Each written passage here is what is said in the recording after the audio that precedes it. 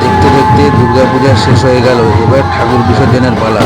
দশমীতে ঠাকুর বিসর্জন দেওয়ার জন্য সবাই এসেছিল। তাসা ব্যঞ্জ বাজছিল আর সবাই নাচানাচি করছিল। আমিও গিয়েছিলাম, খুব মজা হয়েছিল। দেখতে পাচ্ছ তোমরা, অনেকজনই এসেছে, নাচানাচি করছে।